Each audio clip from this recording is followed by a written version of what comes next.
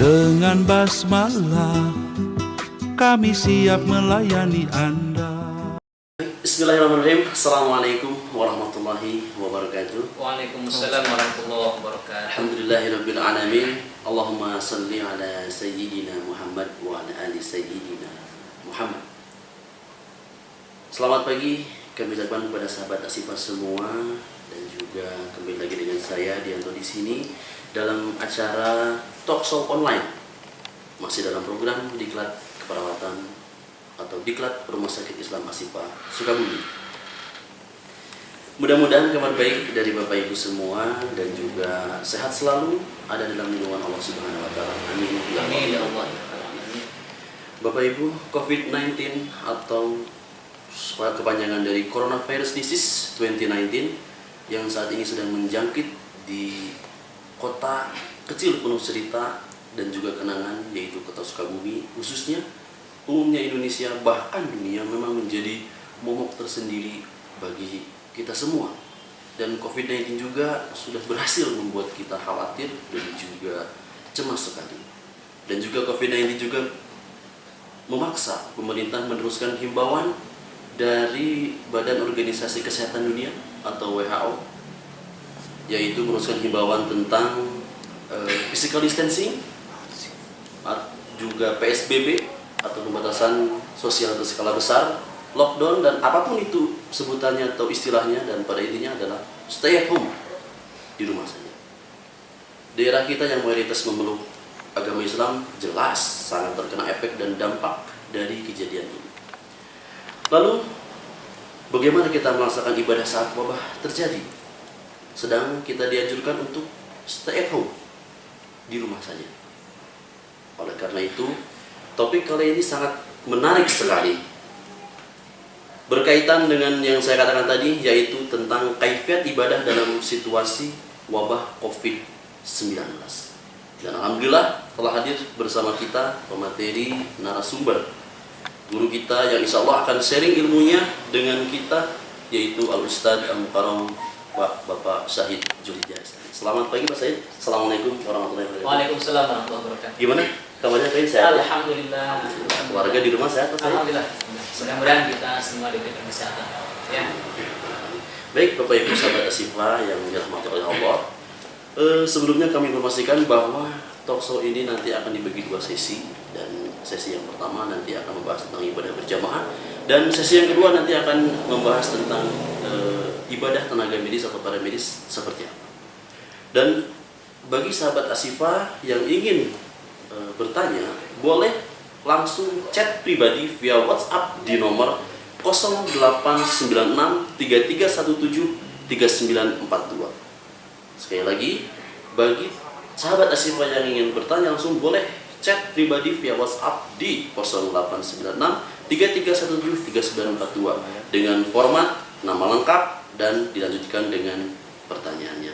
Dan insya Allah tentunya ada hadiah menarik bagi Bapak Ibu sahabat Asifah untuk pertanyaan terpilih, yaitu Al-Quran yang insya Allah bermanfaat untuk menjelang bulan suci Ramadan. Untuk mengefekkan waktu, langsung saja barangkali kepada Al-Ustadz Pak Syahid, saya persilakan untuk memberikan materi.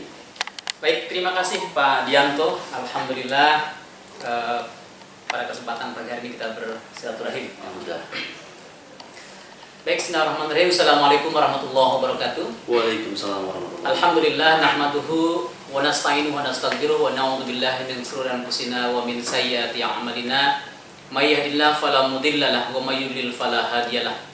Asyhadu an la ilaha illallah wahdahu la syarika lah wa asyhadu anna Muhammadan abduhu wa rasuluhu alladzi la nabiyya ba'dah.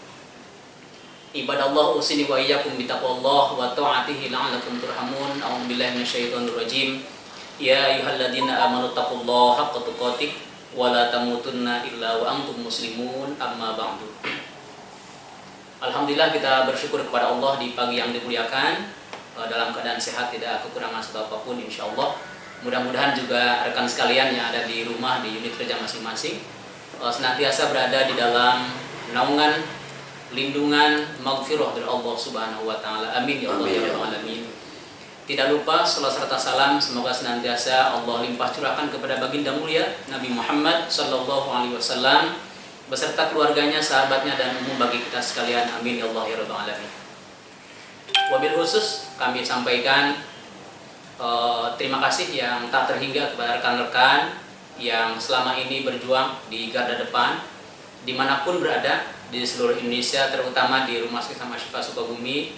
Mudah-mudahan bakti kemanusiaan kita ini mendapat kebaikan yang berlipat dari Allah Subhanahu wa taala. Amin ya Allah ya rabbal alamin. Pagi ini spesial, barangkali hari ini spesial karena menurut hitungan Komariah itu hari terakhir di bulan Sya'ban ini ya. Hari terakhir di bulan Sya'ban. Mudah-mudahan nanti ketika sore hari kita mengikuti sidang isbat dari Kementerian Agama, barangkali besok akan memasuki tanggal 1 Ramadan begitu ya. Nah, kemudian ya mudah-mudahan ketika kita masuk bulan Ramadan dan bisa melaksanakannya dengan baik insyaallah begitu. Rekan sekalian yang dimuliakan Allah, alhamdulillah di dalam Al-Qur'an Allah menyampaikan a'udzubillahi minasyaitonirrajim wa lanabluwannakum bisyai'in minal khauf wal ju' wa naqsin minal amwali wal anfus was thamarat wa basyirus sabirin, kata Allah. Kata Allah, sungguh kami akan uji manusia ya. Manusia akan diuji oleh Allah Subhanahu wa taala minal khauf, di antaranya dengan rasa takut, rasa khawatir, rasa cemas, katanya begitu. Ini tentu saja wajar ya, ketika kita merasa takut, merasa cemas, merasa khawatir untuk sesuatu yang barangkali tidak pernah terduga sebelumnya begitu. Karena kata Allah sekali lagi, walanabluwannakum bisyai'in minal khauf wal ju' wa naqsin minal amwal dan seterusnya begitu. Nah, rekan sekalian, kata Allah akan diuji, itu akan diuji ya. Ujian itu sudah ditetapkan sesungguhnya. Ketika dalam periode penciptaan manusia, ya, nutfah, alaqah, mudghah, kemudian ditiupkan ruh Allah, ya, kepada janin tersebut, itu sudah ditentukan oleh Allah, ya, bahagianya, sedihnya, jodohnya, rezekinya, di mana kerjanya, semuanya sudah ditata oleh Allah, sudah dimiliki oleh Allah dengan baik. Kira-kira seperti itu. Jadi kata Allah, a'udzubillahi minasyaitonirrajim, ma asaba min musibah. Tidaklah mengena satu ujian, satu musibah dari Allah kecuali sudah ditetapkan oleh Allah. Ya, jadi tadi sampaikan kita akan diuji dengan ketakutan, dengan rasa cemas, dengan rasa khawatir. Itu memang sudah ditentukan oleh Allah. Kok bisa gitu pertanyaannya? Ya kan? Kita barangkali bertanya nih, Kang Dianto ya. Betul. Kok bisa ya Allah memberi ujian gitu? Padahal kan kita harusnya aman-aman aja nih, tenang-tenang saja, senang-senang saja, tidak sakit, tidak diberikan kecemasan, ketakutan, kekhawatiran seperti ini begitu. Ingat dalam Al-Quran, a'udzubillahi minasyaitonirrajim, lillahi ma fis samawati wa ma fil ardh. Sesungguhnya kepunyaan Allah ini. Jadi Allah berkehendak, gitu ya. Karena ini lillahi ma fis samawati. Ini tuh milik Allah. Semuanya dalam genggaman Allah. Semuanya ada di dalam pengawasan Allah. Semuanya ada di dalam pengaturan Allah. Jadi sesungguhnya ini kehendak Allah gitu. Ya. Jadi jangan sampai kita bertanya, kenapa ya Allah kok memberikan ketidaknyamanan kepada kita, menciptakan sesuatu yang mengkhawatirkan sehingga masyarakat dunia dibuat gunjang, ya, masyarakat dunia terhentak dengan kejadian seperti ini begitu. Nah, jadi sekali lagi Allah sudah sangat jelas dalam Al-Quran, lillahi ma fis samawati wa ma fil ardh. Kepunyaan Allah, dalam genggaman Allah, dalam pengawasan Allah, bahkan dalam ayat yang lain, la ta'khudhuhu sinatun wa la naum. Ya. Tidak mengantuk, apalagi tertidur. Allah itu begitu. Jadi ini lillahi ma fis samawati wa ma fil ardh. Pertanyaan berikutnya, kenapa? Kenapa? Ada apa gitu? Ada apa? Kok Allah membuat musibah seperti ini? Ada apa? Dalam Al-Quran surah Al-Ankabut, a'udzubillahi minasyaitonirrajim, ahasiban nasu ayyutraku ayyaqulu amanna wa hum la yuftanun, kata Allah. Ya, jangan mengira iman kita setelah kita beriman kepada Allah, amanah kepada Allah itu akan ditinggalkan. Tidak, kata Allah akan diuji kita itu. Ya, akan diuji oleh Allah. Untuk apa itu tujuannya? Kenapa? Kok ada ujian untuk apa sih gitu? Kata Allah seperti itu. Nah, apa jawaban dari Allah? Fala ya'lamanna Allahu alladziina shadaqu wa la ya'lamanna al-kadzibin. Dua. Jadi ketika ujian ini ada, ujian ini ditimpakan kepada kita, kepada masyarakat dunia pada saat ini. Kata Allah, fala ya'lamanna Allahu alladziina shadaqu wa la ya'lamanna al-kadzibin. Siapa di antara kita yang membenarkan, siapa di antara kita yang mendustakan. Membenarkan agama Allah, membenarkan syariat Allah, mendustakan agama Allah, atau mendustakan syariat Allah. Itu. Atau dalam ayat yang lain, a'udzubillahi minasyaitonir rajim, kata Allah, la'allahum yarji'un. Ujian ini ada, musibah ini ditimpakan, la'allahum yarji'un, supaya kita kembali. Kembali kepada siapa? Kembali kepada Allah. Kembali muraqabah, mendekat kepada Allah. Kembali muhasabah, melakukan introspeksi diri. Dan kembali mujahadah di hadapan Allah Subhanahu wa taala. Kira-kira begitu. Jadi, kenapa kalau masih sanksi selama ini kok Allah memberikan ujian, ya, memberikan rasa takut, rasa cemas, rasa khawatir seperti ini, kita diguncang kecemasan sampai hari ini, gitu, luar biasa. Bukan hanya masyarakat awam, ya, bukan hanya masyarakat awam. Cerdik cendekia hari ini juga khawatir, ya, para medis juga khawatir. Masyarakat awam yang di pasar, yang di warung, yang di jalan, supir dan seterusnya, kita merasa khawatir begitu. Jadi yakinkan, la'allahum yarji'un, supaya kita mendekat kepada Allah, supaya kita bermujahadah, bermuraqabah kepada Allah Subhanahu wa taala, ya. Dan dalam ayat yang lain, am hasibtum an tadkhulul jannah walamma ya'tikum masalul ladzina khalau min qablikum massathumul ba'sa wad-dharra wa zulzilu, kata Allah. Jadi kata Allah, Anda tidak usah mengangan-angan akan masuk surga kalau Anda belum diuji sebagaimana ujian yang pernah datang kepada orang-orang sebelum kalian, kata Allah, gitu. Ya. Nah, begitu. Jadi rekan sekalian yang saya hormati, ikhwatu iman dimanapun rekan-rekan berada, saya pikir ini yang paling penting, ya, begitu. Nah, kaitannya dengan apa yang akan kita bahas nih, ya, kaitannya dengan apa yang kita bahas. Dalam kondisi seperti ini, khawatir, takut, pemerintah menghimbau, ada edaran dari sana dari sini, organisasi massa, semuanya berperan aktif dalam proses ini. Ada pertanyaan yang menyelinap dalam hati kita, ya. Bagaimana kita beribadah dalam kondisi seperti ini? Di tengah himbauan pemerintah, baik daerah maupun pusat, begitu, dihimbau kita supaya stay at home, ya, supaya berhenti untuk sejenak kita ada di rumah, begitu. Kira-kira bagaimana kalau kita berjamaah nih? Kira-kira seperti itu. Ikhwatu iman dimanapun Anda berada, rekan sekalian terutama di Rumah Sakit Ashifa, begini, ibadah itu hakikatnya wajib, apapun itu bentuknya, ya. Bagaimanapun kondisinya wajib dilakukan, harus dilakukan. Mau terbatas, mau tidak terbatas, mau dalam kondisi yang sempit atau mau dalam kondisi yang lapang, wajib dilakukan dalam kondisi apapun. Itu pesan yang paling penting, ibadah itu harus dilakukan. Pertanyaannya, dalam kondisi seperti ini bagaimana? Wajib dilakukan dalam kondisi seperti ini, wajib. Ya. Nah, gimana kalau jamaah? Kira-kira begitu kan? Ya. Bagaimana kalau kita jamaah? Bagaimana kalau kita berkerumun? Bagaimana kalau kita bersama-sama dengan orang-orang yang banyak, begitu, seperti itu. Terkait juga dengan saf.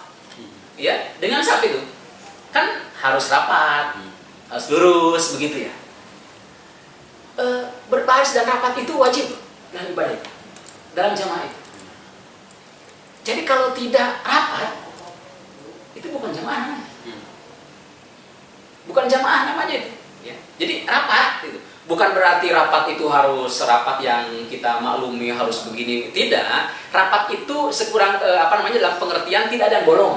Jangan sampai ada space yang bolong, gitu ya, seperti itu. Jadi begitu.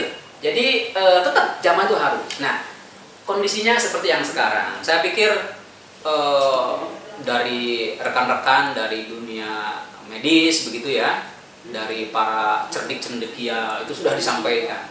Bagaimana khawatirnya, bagaimana penyebaran ini ketika kita bersama-sama dalam kelompok yang besar, dalam kelompok yang banyak seperti itu ya. Karena terkait dengan sholat jamaah kita.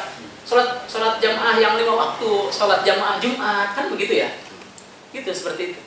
Nah, jadi ikhwati iman yang dimuliakan, saya pikir kajiannya sudah banyak ya, sudah dikaji, bahkan fatwa majelis ulama juga sudah keluar ya, begitu.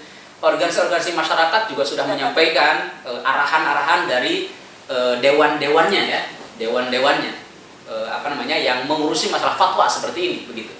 Jadi boleh saja. Jadi intinya kita tidak melakukan berjamaah di sholat sebagaimana yang biasa kita lakukan, boleh saja.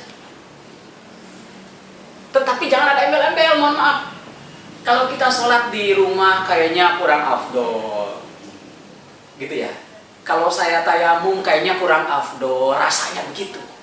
Ikhwatul iman, gak usah seperti itu, gak usah cemas begitu, ya, gak usah. Aduh, saya kok gimana ya nggak jamaah ke masjid padahal saya biasa di masjid gitu ya, sekarang harus di rumah begitu. Nggak usah cemas, insya Allah nggak ada masalah, tidak ada persoalan apa-apa begitu ya. Kenapa? Karena nilainya, pahalanya sama. Kan syaratnya hanya 2. Yang pertama ikhlas dilakukan, yang kedua sesuai dengan kaifiat yang dicontohkan Nabi. Gitu aja sih, ikhlas sesuai dengan kaifiat yang dicontohkan Nabi, itu seperti itu. Jadi insya Allah nggak jadi masalah ya, tidak ada masalah begitu. Nah, ketika wabah ini semakin luar biasa atau istilahnya zona merah barangkali ya, ketika sudah luar biasa dan pada milieu tersebut, pada lingkungan tersebut sudah dinyatakan red zone gitu ya, udah zona merah begitu, itu boleh dilakukan tidak di masjid. Boleh dilakukan di masjid. Ini terutama satu untuk jamaah ya, untuk jamaah sholat fardu begitu, boleh tidak dilakukan di masjid. Yang kedua ketika sholat Jumat juga, boleh tidak dilakukan berjamaah di masjid, berkelompok banyak begitu. Jadi mohon maaf sekali lagi barangkali ada ikhtilaf, saya tidak ingin menyampaikan seperti itu begitu ya. Pemahaman kami, jamaah Jumat itu wajibnya berjamaah. Pada jamaah itu minimal 2. Jadi kalau misalnya di sebuah tempat gitu ya, di sebuah tempat memungkinkan jamaah, dirikan itu. Tetapi ketika tidak memungkinkan, cukup, nggak apa-apa, sholat duhur itu. Jadi diusaha sekuat mungkin diusahakan. Ketika ada jamaah di situ harus wajib. Bagaimana dalam kondisi seperti ini, dalam kondisi terbatas gitu ya, misalnya ya cuma beberapa orang begitu. Nah ini yang tadi saya sampaikan, gak perlu takut, tidak perlu ragu, tidak perlu khawatir. Oh ini kayaknya setengah deh pahalanya, gak usah. Tidak ada istilah dapat setengah pahala karena misalnya kita di sini. Saya pikir tidak demikian, begitu. Ya jadi sekali lagi ibadah kita hakikatnya sekali tetap wajib dilakukan. Hanya ketika berkelompok, berkerumun dalam jumlah yang banyak, dalam arti kita berjamaah gitu ya, dalam arti kita berjamaah di masjid begitu. Itu kita baca fatwa-fatwa, kita baca kajian-kajian, kita baca ijtihad para ulama salafus salih ya, yang insya Allah keilmuannya mumpuni, para cerdik-cerdik yang kita maklumi ilmunya begitu, insya Allah bisa. Tetapi sekali lagi dengan syarat tidak perlu mengatakan khawatir ini pahalanya bagaimana mungkin berkurang atau tidak afdol dan seterusnya. Saya pikir tidak demikian begitu ya. Jadi ikhwatu iman, terutama rekan-rekan sekalian, tidak usah khawatir, insya Allah. Mari kita lakukan ibadah berjamaah di rumah saja, begitu. Karena pahala dari Allah Subhanahu Wa Taala tidak akan berkurang. Ya, dengan berjamaah di rumah, insya Allah tidak akan berkurang, begitu ya. Justru ketika dilakukan nanti berjamaah di masjid, katakan seperti itu, dengan dilakukan tidak sesuai dengan kaifiat berjamaah, nah itu yang malah jamaahnya tidak ada, gitu ya. Artinya gini, contoh misalnya ya, ketika berjamaah di masjid, kemudian kita ya sudah bikin saja saf yang berbeda tempat, berjauhan, ada lorong-lorong, ada space begitu ya. Justru itu yang malah tidak jadi jamaah kalau seperti itu, begitu ya. Nah jadi mari kita lakukan itu tanpa menyampingkan tadi makna ya afdoliyah sholat kita. Ya insya Allah tidak ada masalah, insya Allah tidak ada masalah. Jadi kita sholat di rumah berjamaah, insya Allah justru malah ini menjadi sebuah hikmah yang luar biasa, ya, sebuah hikmah yang luar biasa dengan keluarga, barangkali seperti itu, ya. Baik, saya pikir itu tentang ibadah berjamaah, bagaimana sesungguhnya kita letakkan hukumnya, kita letakkan masuk dari fikriyahnya seperti itu.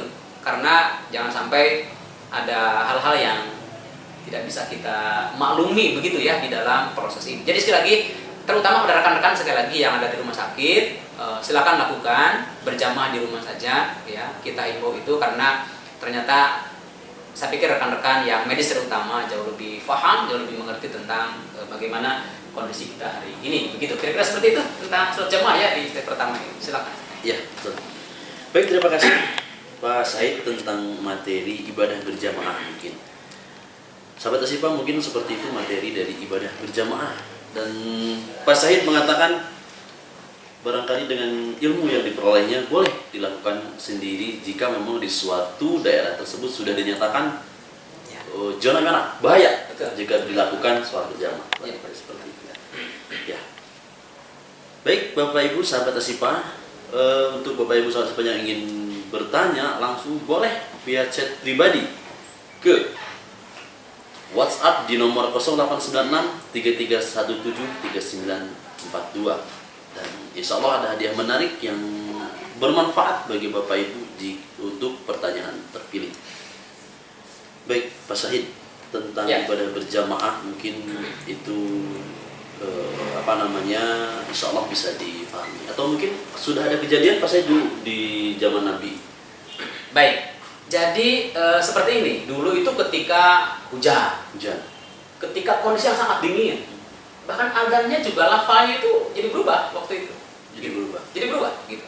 Jadi para sahabat itu tidak sholat berjamaah dengan Rasulullah di masjid.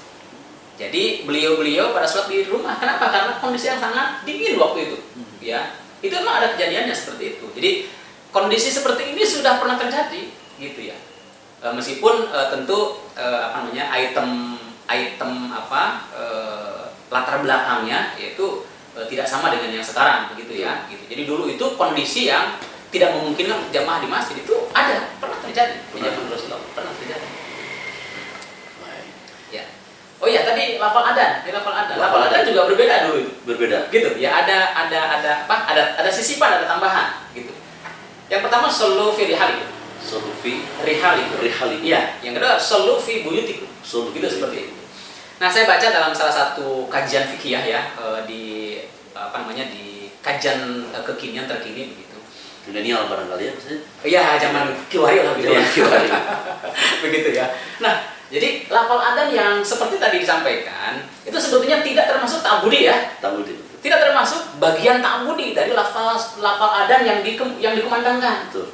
Jadi misalnya dari Allahu Akbar sampai la ilaha illallah itu kan lafal ta'budi yang Rasulullah ajarkan waktu itu. Kemudian ditambah dengan sallu fi rihalikum, sallu fi buyutikum. Tapi itu bukan lafal ta'budi itu. Artinya apa? Sekali lagi mohon maaf, kita bisa berdiskusi di lain kesempatan gitu ya. Itu bisa diganti dengan lafal yang lain yang dipahami oleh kita gitu, dan bisa disisipkan dan bisa di akhir ya, bisa disisipkan di tengah dan bisa diakhirkan gitu, seperti itu. Jadi pertanyaan tadi itu pernah terjadi bahkan dengan lafal adan yang berbeda waktu itu begitu. Siap. Baik Pak Said, terima kasih itu mungkin dari histori mungkin ya. Oh iya, betul. Ada satu pertanyaan Pak Said ini dari Ibu Rosana Rahayu. Oh iya, Bunda, silakan. Bagaimana tata cara sholat Id di rumah? Oh iya, baik. Jadi begini, ikhwati iman yang dimuliakan, sekarang kita akan menghadapi bulan Ramadan ya. Betul. Bulan Ramadan. Di situ ada taraweh, di situ ada tadarus, di situ ada Id, ya. Betul. Ada Id. Idul Fitri itu sunnah muakkadah. Sunnah muakkadah. Apa itu sunnah muakkadah? Sunnah muakkadah itu sunnah yang ditekankan, harus dikerjakan. Tetapi ingat, ini sebetulnya untuk syiar. Untuk syiar. Pertanyaannya bagaimana kalau sholat Id di halaman rumah saja? Dengan dengan keluarga besar begitu ya. Misalnya ada 20 orang, ada 15 orang begitu ya. Di halaman rumah kita ada lapangan terbuka, misalnya lapangan basket begitu ya. Kita manfaatkan di situ. Prinsipnya boleh-boleh saja, tapi syiarnya nggak ada. Gitu. Makanya kenapa kenapa syariat Idul Fitri itu dikerjakan di lapangan? berjalan dari tempat yang satu, pulang dari tempat yang berbeda. Jadi sebutnya untuk syiar itu. Untuk syiar. Ya, bagi saya dengan pertanyaan Bunda tadi itu, prinsipnya bisa saja sepanjang rukunnya terpenuhi, begitu kan? Betul. Rukunnya terpenuhi dan seterusnya. Tetapi ingat, Idul Fitri itu syiar. Jadi kalau dikerjakan berkelompok kecil di rumah ini, di rumah sebelah sana juga ada, di rumah sebelah sana juga ada, syiarnya nggak dapat. Gitu. Kira-kira seperti itu. Ya, gitu ya seperti itu. Baik, bisa dipahami mungkin Ibu Ya. Rosana Rahayu. Jika ada pertanyaan tambahan dari Ibu Rosana Rahayu, boleh langsung jawab kembali via chat ke Ya. tadi. Pertanyaan kedua Pak saya, Ya, ini masih tentang ibadah berjamaah barangkali. Banyak nih kira-kira ya. Alhamdulillah banyak yang Ya. masuk. Apakah fatwa ulama tadi berlaku umum, artinya ketika tidak berada dalam zona merah atau berbahaya harus mengikuti, sedangkan kalau di zona aman apakah berlaku seperti sesuai dengan fatwa ulama tersebut dari Bapak Haryadi? Oke, baik. Jadi ada fatwanya seperti ini. Ketika kondisinya memang di zona kuning atau zona hijau, kegiatan berjamaah tetap dilangsungkan sepanjang memenuhi syarat-syarat protokol kesehatan. Gitu ya. Jadi sepanjang protokol kesehatannya diindahkan, semua hal itu diindahkan. Ya silakan saja. Pak Ari yang saya hormati, begini, ada masjid-masjid yang kebetulan areanya secara letak geografis ada di pinggir jalan, ada di pinggir jalan. Kita misalnya ada jamaah di situ, Padahal yang berkunjung, yang berlalu lalang atau yang transit di situ adalah orang-orang yang dari zona merah. Kira-kira seperti itu. Nah ini yang akan menjadi kekhawatiran kita. Kalau protokol kesehatan tidak dijalankan,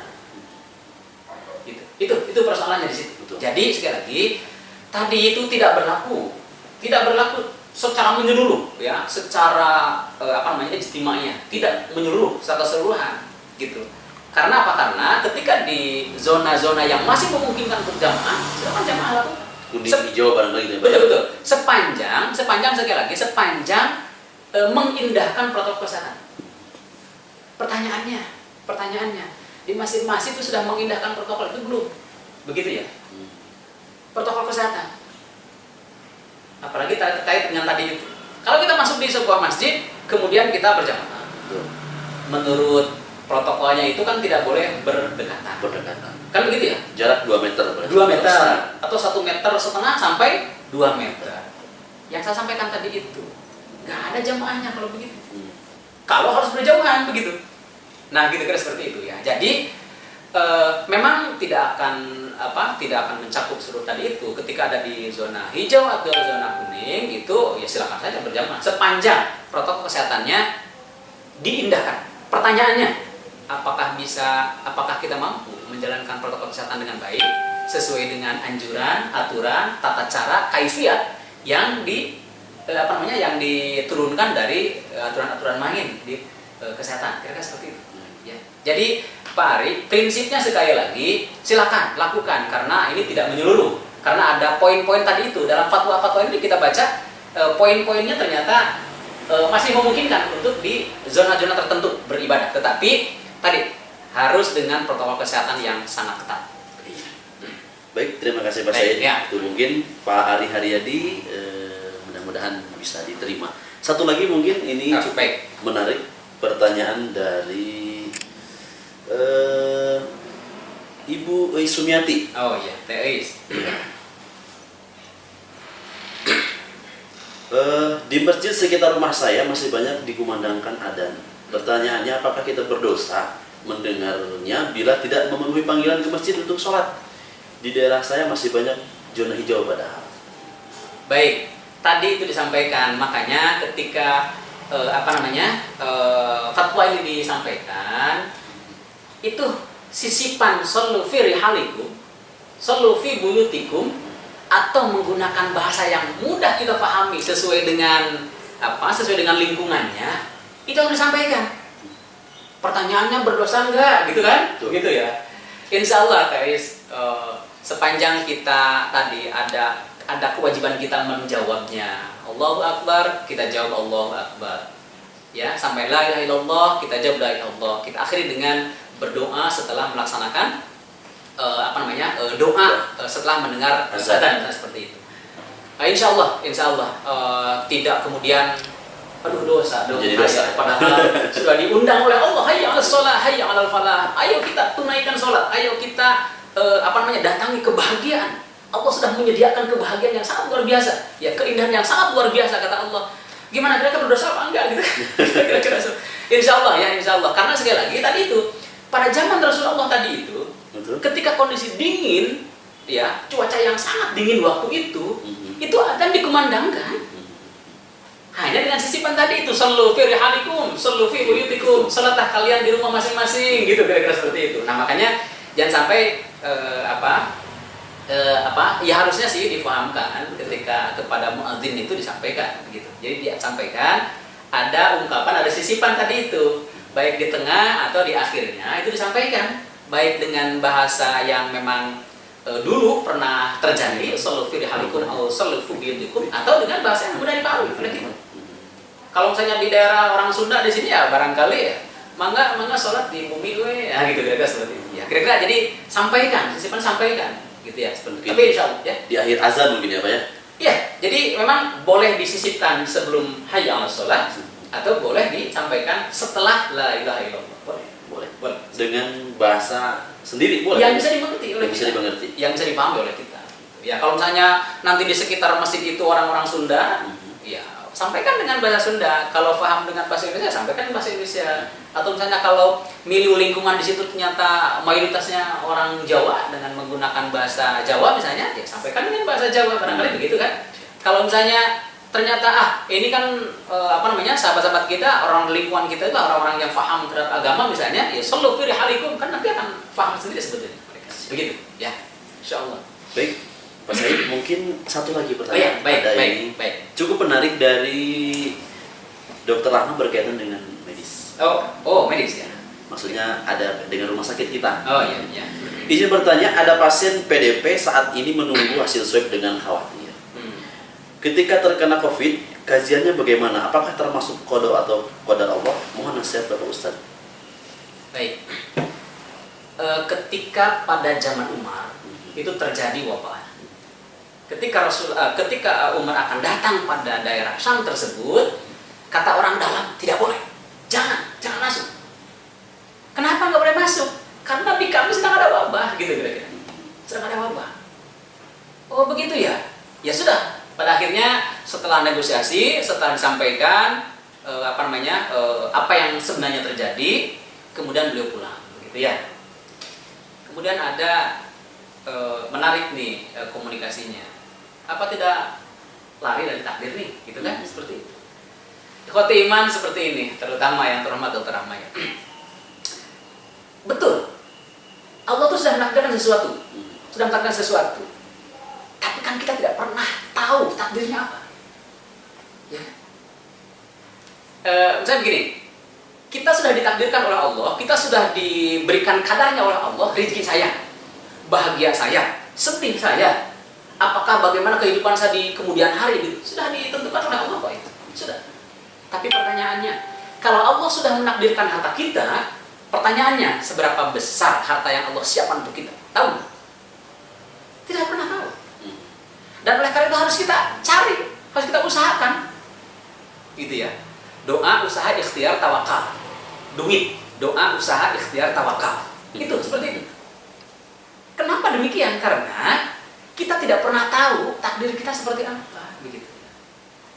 Kalau yang PDP sekarang jadi terkonfirmasi positif, Betul. apakah ini takdir Allah? Begitu kan? Betul. Ya, seperti itu.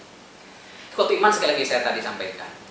Baik, buruk, bahagia, senang, sedih, khawatir, takut, dan seterusnya adalah ketetapan dari Allah. Ma asaba min musibatin illa fi kitab. Ini sudah ditentukan, sudah dituliskan oleh Allah. Adapun kemudian kita ini ikhtiar, dirawat, ikhtiar diobati, ikhtiar konsultasi, ikhtiar minum obat, ikhtiar ini dan itu. Itu kan sekali lagi itu ikhtiar kita, Allah yang menentukan begitu. Jadi apakah ini takdir Allah gitu ya? Betul. Apakah ini takdir Allah? Ini kode Allah, ini takdir Allah, ini ketetapan Allah seperti itu. Nah oleh karena itu kita harus memaklumkan nih kepada siapapun. Termasuk kode berarti ya Kang? Iya, ini kode Allah. Kode Allah. Dan kita bisa apa namanya? Bisa menghindar. Seperti layaknya Umar tadi itu. Ketika ditanya, bukankah kamu sedang lari dari? Bukan. Kalau di sana ada ladang rumput yang hijau, di sini ada ladang rumput yang kering. Tidak ada tidak ada rerumputan barangkali. Kemudian kambing saya mau saya simpan di mana? Kambing saya mau saya simpan di mana? Mau saya gembala di mana? Ya di rumput yang hijau. Masa di sini gitu kan kira-kira begitu. Jadi sekali lagi itu kan dalam rangka seperti itu. Kita juga kita akan berbelok dari rumput yang kering tadi itu ke rumput yang hijau yang subur, maka kambing kita bisa makan di situ gitu ya. Nah, jadi tadi sekali lagi karena takdir Allah itu, kode Allah itu untouchable ya. Tidak bisa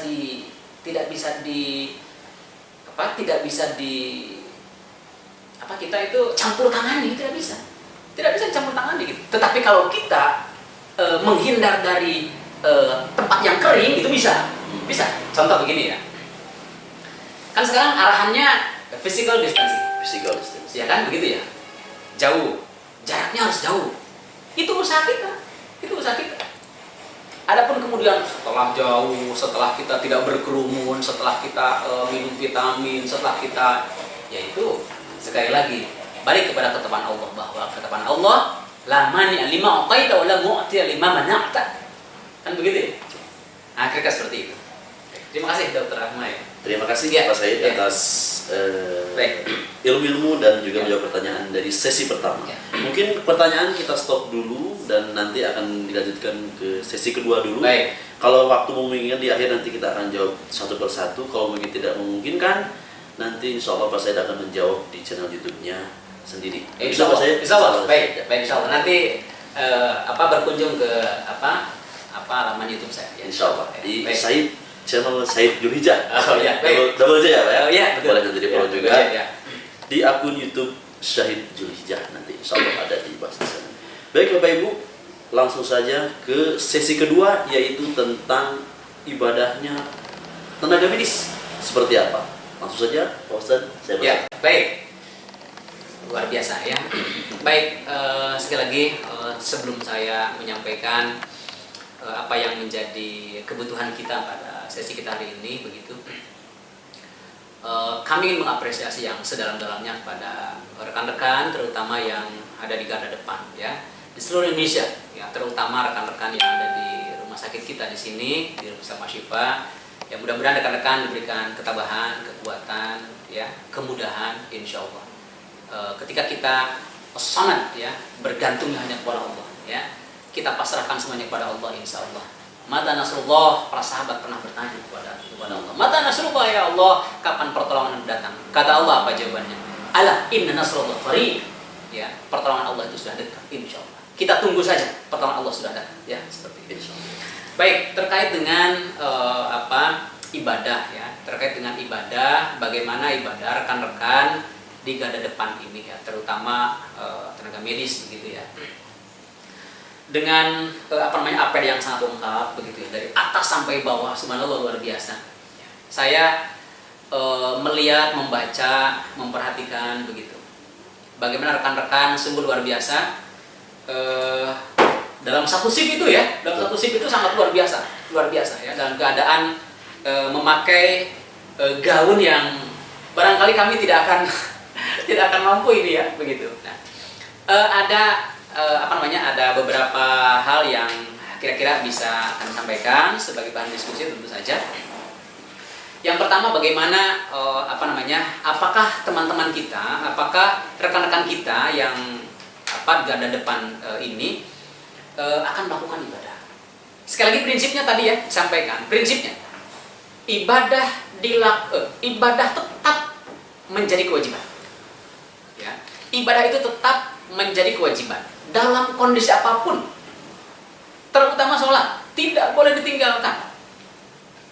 Tidak boleh ada ya sudah ringankan dong buat saya, tidak ada. Hakikat prinsip pertama, ibadah itu wajib dalam kondisi apapun. Ya. Tetapi ada satu kaidah dalam salah satu kaidah ushul fikih, darul mafasid muqaddam ala jalbil masalih. Ya. Darul mafasid muqaddam ala jalbil masalih. Jadi, kita menghindarkan kemadharatan itu lebih didahulukan daripada ala jalbil masalih, daripada mendapatkan kemaslahatan. Nah, sekarang pertanyaannya, rekan-rekan yang ada di garda depan, apakah kemudian sama perlakuannya, ya, sama keadaannya seperti yang disampaikan barusan itu?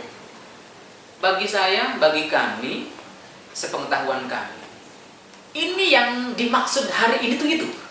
Darul mafasid muqaddam ala jalbil masalih. Bahkan dalam kaidah yang lain itu disebutkan ad-darar yuzal. Kemadaratan itu harus dihilangkan.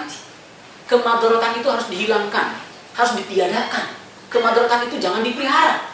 Kemadaratan itu jangan disimpan. Kemadaratan itu harus dinyahkan, begitu kira-kira. Jadi ini sekarang dalam keadaan madarat ini, maaf ya. Tapi ibadah harus berjalan. Ini dalam keadaan madarat, dalam keadaan masyaqqah. Padahal ibadah harus berjalan. Ini bagaimana kan begitu ya? Ya. Pertama, barangkali ada pertanyaan seperti ini ya, misalnya, boleh nggak tayamum? Gitu kan, seperti itu ya. Ikhwatul iman, tayamum adalah rukhsah, pengganti wudu dan atau mandi. Satu ya, harus difahami oleh kita. Apabila dalam masyaqqah, kesulitan, seperti tidak menemukan air dalam perjalanan atau sakit, ada rukhsah berupa tayamum. Pertanyaannya, kalau teman-teman kita yang memakai APD itu masyaqqah bukan? Kesulitan bukan? Ad-darar bukan? Kesulitan bukan? Itu kan pertanyaannya ya, begitu ya.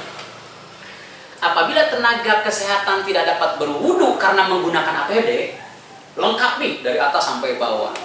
Saya baca bahkan ketika ke kamar air saja, ketika harus dibuka itu harus diganti. Padahal dengan nominal harga yang sekian. Mohon maaf, saya tidak mengatakan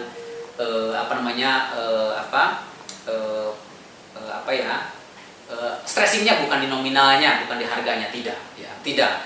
Betapa kesulitan, betapa masyaqqah, betapa darurah itu terjadi ternyata, begitu ya. Maka termasuk masyaqqah. APD yang digunakan itu, yang melekat dalam tubuh itu termasuk masyaqqah. Nah, itu termasuk masyaqqah. Jadi kalau begitu boleh tayamum? Boleh tayamum. Tayamum saja. Jadi rekan-rekan dengan lengkap dengan APD yang lengkap itu boleh. Silakan. Ini masyaqqah. APD masyaqqah ya. Kaifiyat tayamum untuk tenaga kesehatan disesuaikan dengan situasi dan kondisi. Ya, disesuaikan dengan situasi dan kondisi. Bahkan jika harus tanpa melepas APD. Begitu. Nah itu, jadi rekan sekalian, sekali lagi, A'udzubillahi minasyaitonir rajim, wa ma ja'ala 'alaikum fid dini min haraj. Agama tidak akan memberatkan. Fattaqullaha mastata'tum, kata Allah. Bertakwalah kepada Allah mastata'tum, semampunya. Jadi, saya ulangi ya. Jadi rekan-rekan yang lengkap APD-nya tadi itu, silakan tayamum saja. Tidak ada masalah, ya tidak ada masalah. Bagaimana kalau sholat? Kan gitu ya. Bagaimana kalau sholat? Sholatnya bagaimana? Sholat lakukan semampunya. Ya, sholat lakukan semampunya. Artinya apa? Misal di IGD ya, di IGD misalnya. Saya pikir tidak bisa kita berjamaah. Ya, lakukan munfarid. Lakukan sendiri-sendiri. Ya, insya Allah. Jangan khawatirkan dengan pahalanya, jangan khawatir dengan afdhaliyahnya, jangan khawatirkan dengan kesempurnaannya. Insya Allah, biarkan Allah yang menilai itu, biarkan Allah yang menilai itu. Ya, jadi ini kondisinya seperti ini. Kita sudah sangat masyaqqah, keadaannya sudah sangat masyaqqah, begitu ya, seperti itu. Ya. Nah, sekali lagi, bagaimana tadi tentang sholatnya? Silakan lakukan. Kalau tidak memungkinkan. Ya, kalau tidak memungkinkan jamaah misalnya, kalau jamaah laki-laki perempuan kan bisa saja ya, laki-laki di depan, perempuan ada di belakang, artinya berarti physical distancing-nya juga bisa memungkinkan untuk untuk diperhatikan, untuk dilakukan begitu ya. Tapi kalau misalnya dengan laki-laki karena jamaahnya berhimpitan seperti ini, gitu ya, lakukan secara munfarid. Ya, lakukan secara munfarid. Di mana? Di kerja. Di kerja. Bagaimana kalau APD-nya misalnya terciprati oleh najis, gitu kan kira-kira pertanyaannya? Usahakan kalau najis itu kelihatan, dibersihkan aja dulu. Kalau najis itu kelihatan, misalnya nempel kelihatan di sini ada najisnya, udah dibersihkan aja dulu. Dibersihkan dulu. Artinya apa? Usahakan semaksimal mungkin. Sebagaimana tadi itu Jumat, usahakan semaksimal mungkin. Ketika tidak mungkin terjadi Jumat dengan berjamaah, lakukan dulu. Ini juga sama seperti itu. Lakukan sepanjang terlihat ya, bersihkan saja. Nanti biar lakukan sholat pada saat itu. Di fatwa ulama di fatwa Majelis Ulama Indonesia bahkan ada kajian tentang boleh tidaknya dijama'. Ya kan? Misalnya dinasnya masuk jam 11. Pulangnya kan lewat jam 5 tuh. Zuhur, asar, barangkali mungkin maghrib juga. Begitu kan? Nah, boleh nggak gitu ya? Di fatwa Majelis Ulama Indonesia sudah diterbitkan itu boleh. Ya, silakan lakukan itu seperti itu ya. Tapi sekali lagi saya tidak akan bicara tentang masalah jamaknya begitu ya. Tetapi secara umum saja bahwa ikhwati iman yang dimuliakan, proses hakikat ibadah itu wajib dilakukan apapun bagaimanapun caranya begitu ya. Termasuk tarawih. Ya. Jadi bagaimana nih, saya tarawih tidak ingin ketinggalan misalnya seperti itu, lakukan munfarid tadi itu, lakukan munfarid seandainya memungkinkan ya.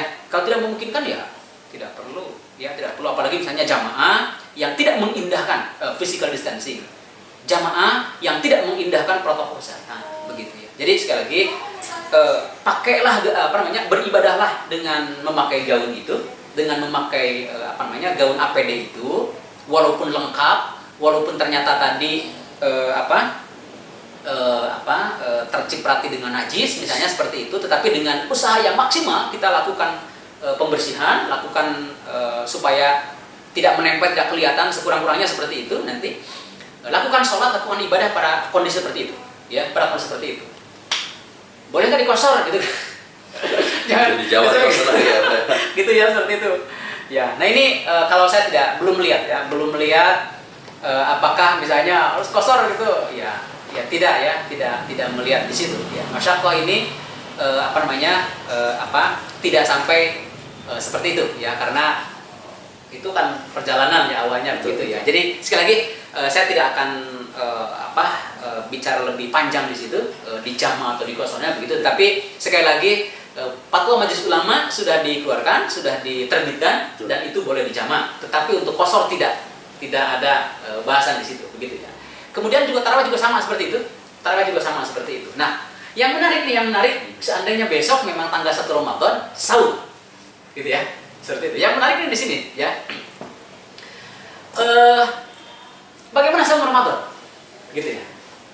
Kang ini relatif tidak langsung bersentuhan ya dengan pasien sekarang. Ya, relatif tidak bersentuhan langsung gitu ya. Baik. Sekali lagi, saum Ramadan hukumnya wajib. Ya, hukumnya wajib. Kecuali bagi mereka yang sakit. Yang bepergian gimana? Wajib. Tapi kalau tidak menjalankan saum boleh. Nanti diganti.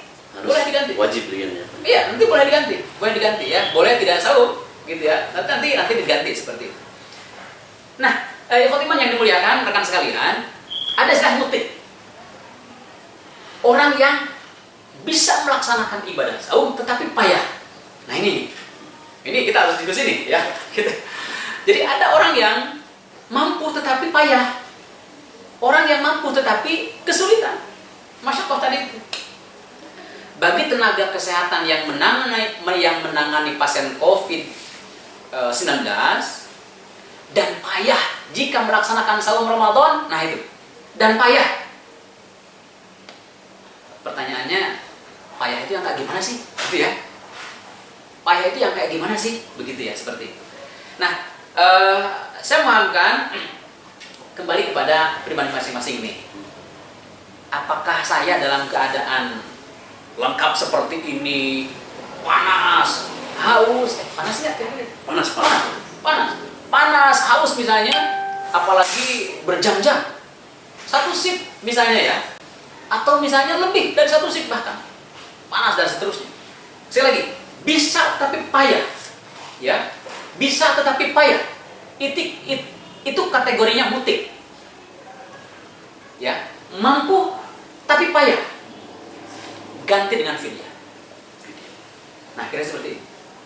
Tapi rekan sekalian, mohon maaf sekali lagi jangan disederhanakan ya, persoalannya jangan sederhanakan. Oh, kalau begitu mau boleh dong. Saya di IGD nih pakai APD lengkap begini boleh dong, nggak salah gitu ya, seperti itu.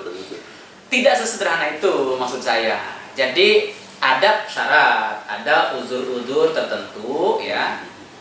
Yang disebut mutik yang payah itu yang kayak gimana? Kan itu seperti itu ya. Jadi nanti akan kembali ke kita ya, akan kembali kepada masing-masing kita bahwa kategorinya itu kategori payah ya, kategori. Tetapi prinsipnya sekali lagi teman-teman ikhwati iman yang dimuliakan, boleh saja bagi tenaga kesehatan yang menangani pasien COVID-19 ya, termasuk mutik yang bisa mengerjakan tetapi dalam keadaan payah, dalam keadaan kesulitan, masyaqqah ya, ganti dengan fidyah.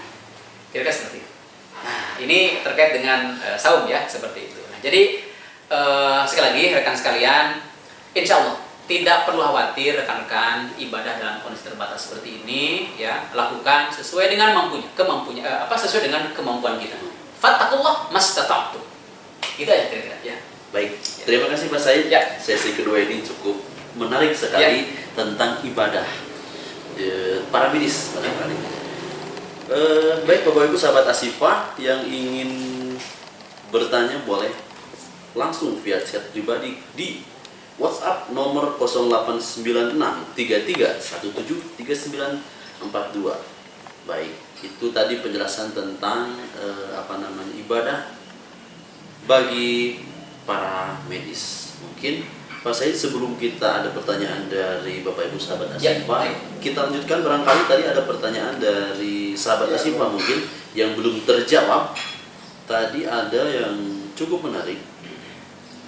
Ini dari Bapak Ahmad Nurani tentang ibadah jamaah tadi barangkali. Salat Jumat yang dilakukan di rumah saja dengan adab Jumat berupa ada khutbah, ada sholat 2 rakaat juga. Apa perlu melakukan sholat zuhur lagi? Maksudnya adab tapi rukun Jumat maksudnya. Baik. Sepanjang adab-adab rukun-rukun syarat-syarat pelaksanaan ibadah Jumat terpenuhi semuanya, cukup Jumat saja. Berarti cukup Jumat saja. Cukup Jumat saja. Di rumah pun boleh Pak Said? Betul. Sepanjang syarat rukunnya ada tadi itu. Ada khotib, ada imam, ada makmum. Lakukan itu. Tetapi ketika masyaqqah tidak ada, ya, tidak ada rukunnya tidak terpenuhi, maka tidak usah, zuhur saja. Gitu. Baik Pak Said, itu mungkin dari Pak Aroni, barangkali mudah-mudahan bisa menjadi pencerah mungkin ya tentang sholat Jumat. Baik, masih belum ada yang masuk pertanyaan tentang ibadah bagi para medis. Kita sering dulu dengan pertanyaan tadi tentang ibadah berjamaah. Yang selanjutnya ada pertanyaan tentang jamaah kembali. Pak Said, banyak sekali pertanyaan tentang ibadah jamaah. Assalamualaikum, Pak izin bertanya, di masjid dekat rumah kegiatan berjamaah masih saja dilakukan. Kadang sulit memberikan pengertian pada orang tua agar tidak ke masjid. Sementara bagaimana cara memberitahu dengan baik? Ini pertanyaan dari Ibu Tina Oktarina. Ya, baik. A'udzubillahi minasyaitonir rajim. Ud'u ila sabil rabbik bil hikmah wal mau'izatil hasanah wajadilhum billati hiya ahsan.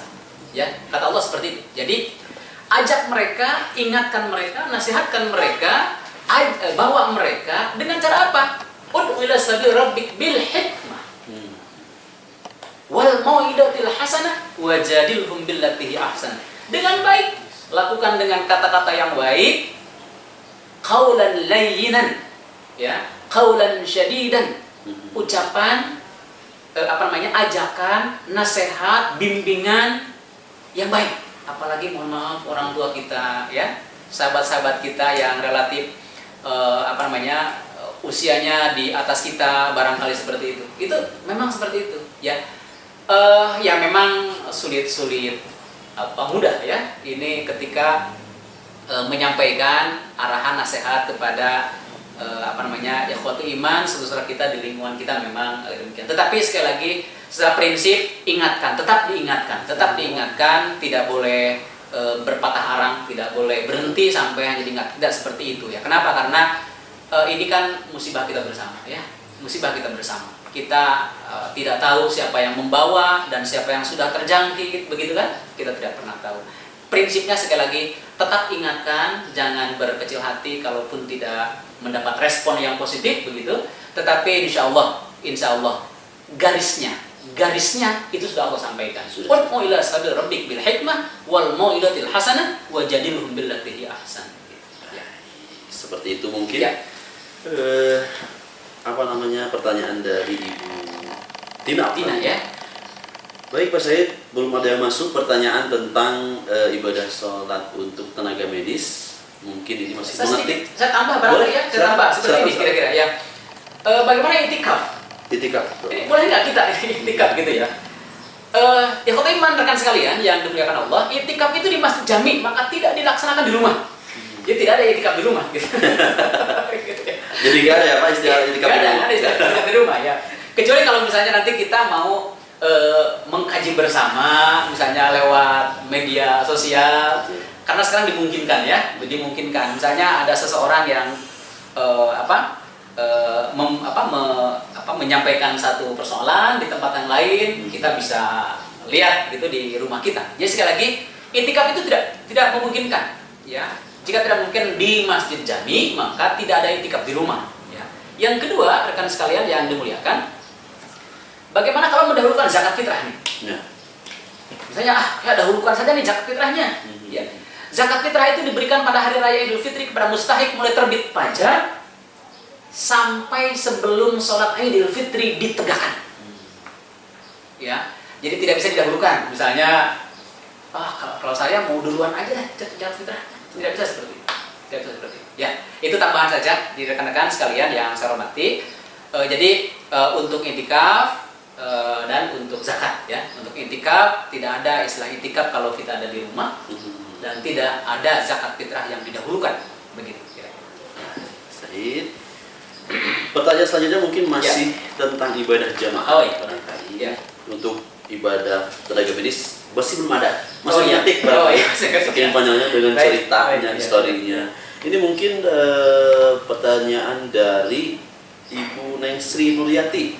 Assalamualaikum Pak, izin bertanya. Tadi pagi sempat mendengarkan pengajian ibu-ibu.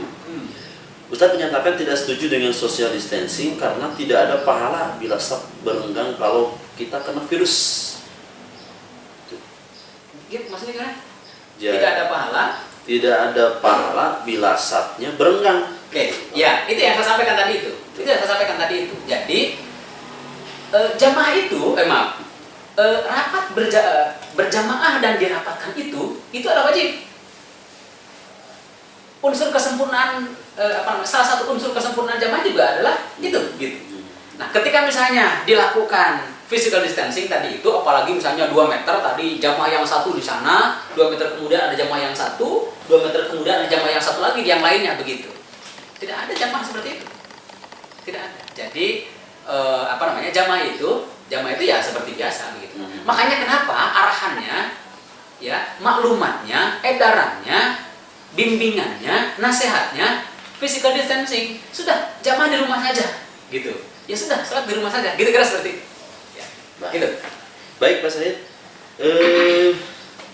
Pertanyaan masih ternyata masih di seputar ibadah berjamaah. Oh iya, baik, nggak apa-apa, silakan. Ini ada sambungan dari Pak Ridwan. Ya. Ustaz mau tanya, melakukan kegiatan yang seharusnya berjamaah di masjid terus dilaksanakan di rumah, apakah tidak mengurangi pahala ibadah? Oh iya. Yang tadi itu Pak. Baik. Jadi insya Allah Kang Ridwan, Allah Maha tahu ya. Allah Maha tahu dengan niatan kita, dengan ruhiyah kita. Insya Allah. Secara spiritualitas kita sedang berokobah kepada Allah dimanapun itu. Ya. Kata Rasulullah, "Ju'ilat liyal ardu masjidan wa tahura." Dijadikan untukku, kata Rasulullah, semua hamparan bumi Allah ini menjadi tempat sujudku dan menjadi tempat bersuci kepadaku, kata Rasulullah. Jadi insya Allah nggak usah khawatir apakah afdol atau tidak, barangkali pahalanya berkurang atau tidak. Insya Allah tidak akan mengurangkan pahala sedikit pun. Kalaupun kita sholat tidak berjamaah, kalaupun sholat misalnya kita di rumah begitu ya, terutama kepada kita yang terbiasa sholat jamaah. Gitu. Terutama pada kita yang terbiasa sholat jamaah. Mungkin ada rasa bagaimana tidak bertemu dengan rekan-rekan, betul. Bagaimana saya tidak berkunjung ke masjid, benar, betul seperti itu. Tetapi insya Allah ya tidak akan mengurangkan pahala sedikit pun kepada ikhwatul iman, kepada rekan-rekan saudara-saudara sekalian, bapak dan ibu yang sholatnya di rumah. Insya Allah tidak akan mengurangkan pahala. Baik Pak Said, satu lagi tadi sambungan dari sholat Jumat ini. Ada pertanyaan dari Ibu Dini Novianti. Oh iya. Barusan ada pertanyaan dari Pak Roni soal berjamaah Jumat. Boleh dilakukan di rumah kalau ada khotib dan makmum. Ya. Kalau kita ibu-ibu yang ikut melaksanakan sholat Jumat seperti kita di Mekah, boleh nggak Pak? Wanita tidak termasuk kategori yang diwajibkan Jumat, gitu aja. Jadi wanita itu tidak termasuk kategori yang diwajibkan Jumat. Termasuk diantaranya abdul mamluk, sobiyun, ya. Yang pertama imra'ah, perempuan. Yang kedua anak-anak. Yang ketiga abdul mamluk, ya, hamba saya. Jadi wanita tidak punya kewajiban sholat Jumat. Tidak ada kewajiban. Tidak ada kewajiban sholat Jumat. Tapi kalau ikut boleh nggak Pak? Kalau ikut mendengarkan, sehingga ada salah satu istri Rasulullah, kata beliau, saya hafal surat A, B, itu ketika Rasulullah ada di sholat Jumat. Boleh. Ikut misalnya mendengarkan khutbah Jumat, boleh, tidak ada masalah. Kalau ikut sholat? Nah, itu yang kalau ikut sholat tidak ada kewajibannya. Abdi mah pada ngirim sholat, saya mau ikut sholat saja, gimana? Ya tentu karena tidak ada contohnya, tidak ada arahannya, tidak ada dalilnya, baik nakli maupun akli, ya tidak mendapat pahala Jumat. Berarti tetap harus sholat zuhur berarti ya Pak? Tetap sholat zuhur. Baik. Baik Pak Said, mungkin pertanyaan dari untuk sesi yang kedua tenaga medis ini nanti kita akan kumpulkan terlebih dahulu. Pertemuan kita barangkali sampai di sini dulu Pak Said, mungkin karena waktu yang terbatas. Ya, baik.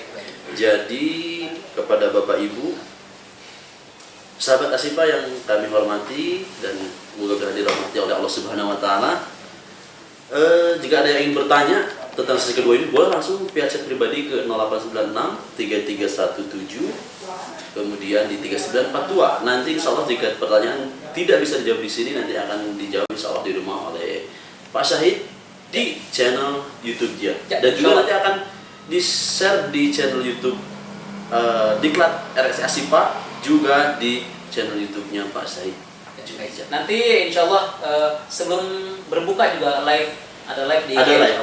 Baik Bapak Ibu, sahabat Asifa diinformasikan juga nanti Pak Syahid insya Allah akan diusahakan selalu live menjelang berbuka puasa.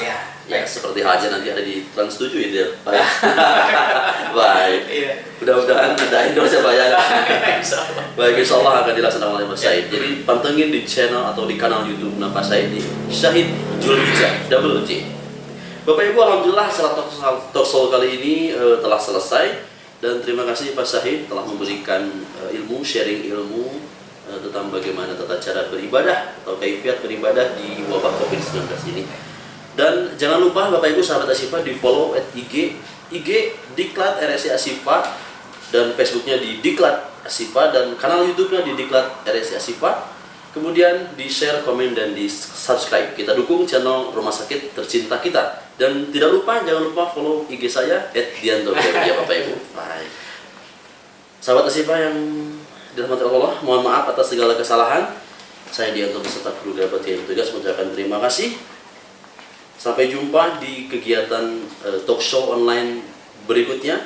Insya Allah mudah-mudahan ada lagi ya Pak Syahid. Insya Allah, siap. RSI Asifa berkah bersyariah, ahlan wa sahlan, Ramadan Karim, marhaban ya Ramadan. Sebelum ditutup, saya umumkan pemenang Al-Quran yang pertama adalah untuk Ibu Eis. Selamat kepada Bu Is mendapatkan satu buah Al-Quran ya. Al-Quran yang insya Allah akan bermanfaat. Untuk tadarus di bulan Ramadan, Pak. Amin, mudah-mudahan bisa. Amin. Amin, insya Allah waktunya. Tapi percaya insya Allah Bu Is akan selalu tadarus di rumah dan akan menjadi amal ibadah. Amin. Dan yang kedua Pak Said, Ya. cukup menarik. Yang kedua ada yang mendapatkan Al-Quran Karim ini adalah Dr. Rahma Andina Meila. Oh, iya. Selamat kepada Baik. Ibu Is dan Selamat. juga Dr. Rahma mendapatkan satu buah, masing-masing mendapatkan satu Al-Quran yang insya Allah akan bermanfaat. Dan untuk pengambilannya boleh langsung menuju ke SDM, langsung ke kepegawaian dan dihubungi langsung Ibu Dia. Baik, Bapak Ibu, terima kasih atas perhatiannya. Saya Dianto beserta keluarga pekerja petugas mengucapkan terima kasih. Ahlan wa sahlan. Ramadan Karim, marhaban ya Ramadan. Assalamualaikum warahmatullahi wabarakatuh.